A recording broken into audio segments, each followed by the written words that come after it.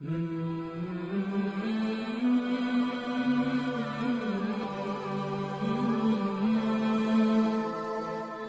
باللہ من الشیطان الرجیم، بسم اللہ الرحمن الرحیم۔ پہلا فقرہ تبارک الذی بیدہ الملک کے لفظ کو الملک کو اس سورت کا نام قرار دیا گیا ہے، اور کسی بھی روایت سے یہ نہیں معلوم ہوتا کہ یہ کس زمانے میں نازل ہوئی ہے، مگر مضامین اور انداز بیاں سے معلوم ہوتا ہے کہ مکہ کے ابتدائی دور کی نازل شدہ صورتوں میں سے ہے۔ اس کا موضوع کیا ہے؟ اس میں ایک طرف مختلف طریقے سے اسلام کی تعلیمات کا تعارف کرا گیا ہے، دوسری طرف بڑے مؤثر انداز میں ان لوگوں کو چونکایا گیا ہے جو غفلت میں پڑے ہوئے تھے۔ یہ مکہ معظمہ کی ابتدائی صورتوں کی خصوصیت ہے کہ اسلام کی ساری تعلیم اور رسول کے مقصد بعثت کو پیش کرتی ہیں۔ سورہ ملک، اس میں 30 آیتیں ہیں، 2 رکوع ہیں، اور یہ مکی صورت ہے۔ بسم اللہ الرحمن الرحیم۔ شروع اللہ کے نام سے جو بڑا مہربان اور نہایت رحم فرمانے والا ہے۔ پارہ نمبر 29 اس سورہ سے شروع ہوتا ہے۔ تبارک الذی بیدہ الملک وہو علی کل شیء قدیر وهو على كل شيء قدير الذي خلق الموت والحياة ليبلوكم أيكم أحسن عملا وهو العزيز الغفور الذي خلق 7 سماوات طباقا ما ترى في خلق الرحمن من تفاوت فارجع البصر هل ترى من فطور ثم ارجع البصر كرتين ينقلب إليك البصر خاسئا وهو حسير۔ نہایت بزرگ اور برتر ہے وہ جس کے ہاتھ میں کائنات کی سلطنت ہے، وہ ہر چیز پر قدرت رکھتا ہے، جس نے موت اور زندگی کو ایجاد کیا۔ ایجاد وہ اس کو چیز کو کہتے ہیں جو شروع سے زیرو سے ہو۔ ایک ہوتا ہے ڈسکور کیا، دریافت کیا ہوتا ہے ایک لفظ کہ آپ جو پہلے سے موجود تھی آپ نے اس کو دریافت کر لیا، لیکن ایک لفظ ہوتا ہے ایجاد کرنا، ایجاد زیرو سے۔ وہی بات ہے نا کہ اللہ نے کن سے کائنات تخلیق دی ہے، زیرو سے انسان کو اللہ نے بنایا۔ اللہ وہ ہے جس نے تخلیق کیا۔ تخلیق کے معنی ہوتے ہیں ابتدا کرنا اس سے جس سے زیرو سے ابتدا کرنا، یعنی کچھ نہیں ہے۔ ایسے دنیا کی چیزیں جو بنتی ہیں، جو لوگ بناتے ہیں، وہ تو اللہ کے دیے ہوئے مٹیریل سے بناتے ہیں نا، لیکن اللہ وہ ہے جس نے کن سے تخلیق کیا، زیرو سے اس نے زندگی اور موت کو، اس لیے یہاں ورڈ استعمال ہوا ہے ایجاد کیا، تاکہ تم لوگوں کو آزما کر دیکھے کہ تم میں سے کون بہتر عمل کرنے والا ہے۔ یہ انسان کی پیدائش کا مقصد بھی ہے، تخلیق کائنات کا مقصد بھی تھا اللہ کا، کہ اللہ دیکھنا چاہتے تھے کہ کون ہے، کیونکہ حضرت آدم علیہ السلام کے قصے میں ان سب باتوں کو ہم نے ڈیٹیل میں پڑھا ہے، اور وہ زبردست بھی ہے اور درگزر فرمانے والا بھی ہے۔ اس سے مراد یہ ہے کہ یہاں پہ اللہ کا اصول ہے، درگزر کیوں فرمائے گا؟ جب آپ اپنے گناہوں سے توبہ کریں گے۔ جس نے تہ بتہ 7 آسمان بنائے، تم رحمان کی تخلیق میں کسی قسم کی بے ربطی نہیں پاؤ گے۔ انسان کی تخلیق میں تو کہیں نہ کوئی نکل جاتا ہے نا نقص۔ کسی نے کوئی چیز ایجاد کی، کسی سائنٹسٹ نے، آگے جا کے اس کو اپڈیٹ کیا جاتا ہے۔ جیسے موبائلز ہی لے لیں آپ، آج کل کی تو ہر چیز میں ہے، تو اس کو اپڈیٹ کیا جاتا رہتا ہے۔ لیکن انسان یہ ہے جو اللہ کی جو تخلیق ہے اس میں کہیں کوئی ربط نہیں ہے۔ اس میں مثال دی گئی ہے آسمان کی۔ پھر پلٹ کر دیکھو، تمہیں کوئی خلل نظر آتا ہے؟ یعنی آسمان کی طرف نگاہ کرو، تمہیں کوئی رخنا، کوئی کریک، کوئی کنارہ نظر آتا ہے؟ دوبارہ دیکھو، بار بار دیکھو، تمہاری نگاہ تھک کر نامراد پلٹ آئے گی۔ ہم نے تمہارے قریب کے آسمان کو عظیم الشان چراغوں سے آراستہ کیا۔ تمہارے قریب کے آسمان، کیونکہ 7 آسمان ہے نا، ہمارے اوپر جو آسمان ہے وہ ہمارے سب سے قریب ہے، اس میں ستاروں کو تشبیہ دی جا رہی ہے چراغوں سے، اور انہیں شیاطین کو مارنے کا ذریعہ بنا دیا۔ ہم پیچھے پڑھ چکے ہیں کہ شہاب ثاقب ہوتا ہے شیاطین اگر کوئی سنگن لینے جاتے ہیں تو انہیں مار کے بھگایا جاتا ہے۔ ستاروں کا ایک کام یہ بھی تھا پیچھے۔ ان شیطانوں کے لیے بھڑکتی ہوئی آگ ہم نے مہیا کر رکھی ہے۔ جن لوگوں نے اپنے رب سے کفر کیا ان کے لیے جہنم کا عذاب ہے، اور وہ بہت ہی برا ٹھکانہ ہے۔ جب وہ اس میں پھینکے جائیں گے تو اس کے دہاڑنے کی ہولناک آوازیں سنیں گے۔ خوف اور دہشت تو اسی وقت طاری ہو جائے گی جب اس کی دہاڑنے کی آوازیں آ رہی ہوں گی، اور اسی وقت ان کی جان نکل جائے گی، اور وہ جوش کھا رہی ہوگی، شدت غضب سے پھٹی جاتی ہوگی۔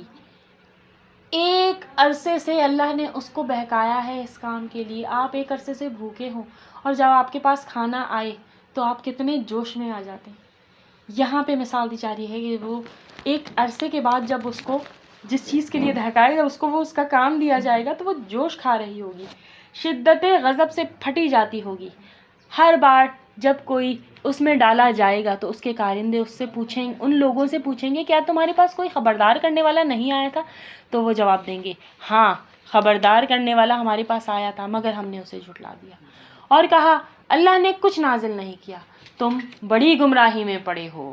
اور وہ کہیں گے، یہ کون کہیں گے؟ یہ ان کو جواب میں کہا جائے گا کہ تم تو بڑی گمراہی میں پڑے ہوئے ہو۔ نہیں سوری، انہوں نے کیا کہا؟ انہوں نے رسولوں سے کہا کہ اللہ نے کچھ نازل نہیں کیا، ان کو جھٹلا دیا، اور یہ ان کو الٹا کہا کہ تم گمراہی میں پڑے ہوئے ہو۔ اور وہ کہیں گے کاش ہم سنتے یا سمجھتے۔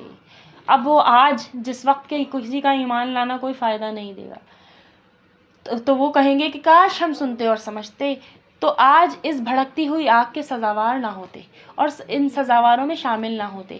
اس طرح وہ اپنے قصور کا اعتراف خود کر لیں گے۔ لعنت ہے ان دوزخیوں پر، اللہ کی لعنت، جو لوگ بے دیکھے اپنے رب سے ڈرتے ہیں۔ ایمان بالغیب، یقیناً ان کے لیے مغفرت ہے اور بڑا اجر ہے۔ تم خواہ چپکے سے بات کرو یا اونچی آواز میں، یکساں ہے، اللہ تو دلوں کے حال تک جانتا ہے۔ یعنی کہ تم جو ہو وہ کیا وہی نہیں جانے گا جس نے پیدا کیا ہے؟ یعنی کہ تمہارا حال کیا وہ نہیں جانے گا جس نے تمہیں بنایا ہے؟ جس نے یہ بنایا ہے، اس میں جو خرابی ہوئی ہے یا جو بھی ہے وہ اس کو درست کرنے والا ہے نا، وہی جانتا ہے کہ کیا خرابی ہوئی ہے۔ آپ کہہ رہے ہیں کہ میرے موبائل کی مثال اس لیے دیتی ہوں کہ دنیا میں آج کل یہ چیز سب سے اہم ہے۔ یہ ایک ایسی مثال ہے جو بہت آسانی سے سمجھی جا سکتی ہے۔ اس میں کوئی خرابی ہو گئی تو ہم لے کے جاتے ہیں نا، انجینئر کے پاس ہی لے کے جاتے ہیں کہ بھائی اس کو صحیح کریں، جو سیکھ کے بیٹھے ہوئے ہیں اس میں سے، جس نے بنایا گیا وہی نہیں جانتا ہوگا کہ تم کیا دلوں میں سوچتے ہو، تمہارے اندر کیا ہے، تمہارے ظاہری کیا ہے، حالانکہ وہ باریک بین اور باخبر ہے۔ وہ باریک بین ایک ایک چیز کا جاننے والا ہے نا، اس ایک ایک چیز باریک بین، باریکی سے خبر رکھنے والا ہر چیز کی۔ وہی تو ہے جس نے تمہارے لیے زمین کو تابع کر رکھا ہے، چلو اس کی چھاتی پر اور کھاؤ خدا کا رزق۔ زمین کو تابع کر رکھا ہے، سب جانتے ہیں کہ مدار میں زمین گول گھوم رہی ہے، گردش کر رہی ہے نا، زمین مستقل گردش میں ہے، لیکن اللہ نے اس طرح تابع کر دیا کہ ہم اس میں ہیں، وہ ہمارے تابع ہو گئی نا، ہمارے قدموں کے نیچے ہے، وہ نہیں گھومتی۔ چلو اس کی چھاتی پر کھاؤ خدا کا رزق، اسی کے حضور تمہیں دوبارہ زندہ ہو کر جانا ہے بے شک۔ کیا تم اس سے بے خوف ہو کہ وہ جو آسمان میں ہے تمہیں زمین میں دھسا دے؟ یعنی تم جو نافرمانی کرتے ہیں وہ ڈرتے نہیں اللہ سے؟ یا یکایک زمین جھکولے کھانے لگے، یعنی وہ جس کے اس نے تمہیں تابع کیا ہوا ہے، تو زلزلے سے اللہ یاد دلاتا ہے نا کہ یہ میں نے زمین تمہارے تابع کی ہوئی ہے، کیا تم اس چیز سے ڈرتے نہیں ہو؟ کیا تم اس سے بے خوف ہو کہ جو آسمان میں ہے تم پر پتھراؤ کرنے والی ہوا بھیج دے اللہ؟ پھر تمہیں معلوم ہو جائے گا میری تنبیہ کیسی ہوتی ہے۔ اس سے پہلے گزرے ہوئے لوگ جھٹلا چکے ہیں، پھر دیکھ لو کہ میری گرفت کیسی سخت تھی۔ کیا یہ لوگ اپنے اوپر اڑنے والے پرندوں کو پر پھیلائے اور سکیڑتے نہیں دیکھتے؟ کون تھاما ہوا ہے انہیں ہوا میں؟ بے شک اللہ جو زمین کو تھاما ہوا ہے، دیکھتے رحمان کے سوا کوئی نہیں جو انہیں تھامے ہوئے ہے، بے شک وہی ہر چیز کا نگہبان ہے۔ بتاؤ آخر وہ کون سا لشکر ہے تمہارے پاس جو رحمان کے مقابلے میں تمہاری مدد کرتا ہے؟ جو یہ نافرمانوں سے کہا جا رہا ہے کہ تم کس بلبوتے پہ کرتے ہو، وہ رحمان جس کی یہ قدرت ہے، تم کہاں ہے وہ لشکر تمہارا جو اس کے مقابلے میں مدد کرے؟ پھر کیوں اکڑتے ہو؟ یقیناً تو کوئی ہے ہی نہیں نا۔ حقیقت یہ ہے کہ یہ منکرین دھوکے میں پڑے ہوئے ہیں۔ یا پھر بتاؤ کون ہے تمہیں جو رزق دے سکتا ہے اگر رحمان اپنا رزق روک لے؟ دراصل یہ لوگ سرکشی اور حق سے گریز پر اڑے ہوئے ہیں، یعنی کہ ان کے پاس کوئی ایسا لشکر نہیں ہے جو مقابلہ کرے، یہ تو ان کی سرکشی، ان کا تکبر، ان کی انا ہے جس پہ وہ اڑے ہوئے ہیں۔ بھلا سوچو، جو شخص اوندھے منہ چل رہا ہو وہ زیادہ صحیح راہ پانے والا ہے یا جو سیدھا سر اٹھائے ایک راہ میں ہموار؟ یعنی جو الٹی سائڈ پہ چلنا شروع کر دے غلطی سے، غلط ہو کر، غلطی میں، اپنے غصے میں، وہ صحیح ہے یا جو سیدھے راستے صراط مستقیم پہ جا رہا ہے وہ صحیح ہے؟ ان سے کہو اللہ ہی ہے جس نے تمہیں پیدا کیا، تم کو سننے اور دیکھنے کی طاقتیں دی، سوچنے سمجھنے والے دل دیے، مگر تم تو کم ہی شکر ادا کرتے ہو۔ انسان کی تو سرشت میں ہے ناشکری۔ ان سے کہو اللہ ہی ہے جس نے تمہیں زمین میں پھیلایا، اسی کی طرف تم سمیٹے جاؤ گے۔